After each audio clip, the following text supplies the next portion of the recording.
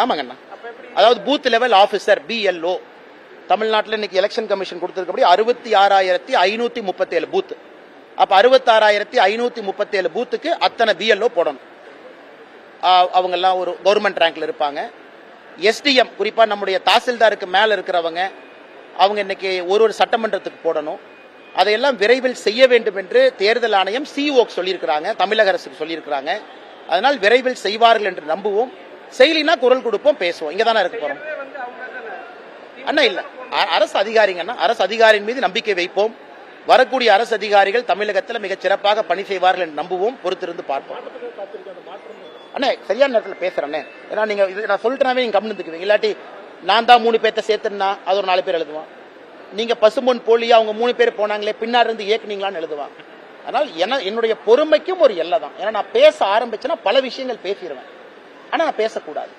அதனால் எதுக்கு இந்த கருத்தை நான் தெளிவா சொல்லிட்டேன்னா ஊகத்திற்கு இடம் கொடுக்க வேண்டாம் என்பதற்காக சொல்லிட்டேன். நானும் எதற்கும் பொறுப்பில்லை, அதாக தானாக நடக்கிறது. அப்படி இருக்கும் பொழுது எல்லாத்துக்கும் நான் தான் காரணம் பேசுவாங்க. இன்னைக்கு நான் அதிமுகவை பத்தி பேசாம இருக்கேன். ஆனா அதிமுக இருக்கக்கூடிய எத்தனையோ தலைவர்கள் இன்னைக்கு என்னை திட்டிட்டு தான் இருக்காங்க. ஆனாலும் அமித்ஷாஜி அவர்கள் நான் கொடுத்த வார்த்தைக்காக கட்டுப்பட்டு நிற்கிறேன். திரும்ப எனக்கு பேசுறதுக்கு எவ்வளவு நேரம் ஆகும்? 2 நிமிஷம் போதுமே. நான் கொடுத்த வார்த்தைக்காக அமைதியாக இருக்கின்றேன். ஒரு வார்த்தையை கொடுத்திருக்கேன், அதுக்காக அமைதியா இருக்கணும். ஆனால் என்னை பொறுத்தவரை எல்லோருக்குமே ஒரு லட்சுமண் ரேகா இருக்கு, எல்லோருக்குமே ஒரு எல்லை இருக்கு. அந்த எல்லையை கடக்கக்கூடாது என்று இருக்கின்றேன். காலம் வரும்போது நான் பேசுறேன்.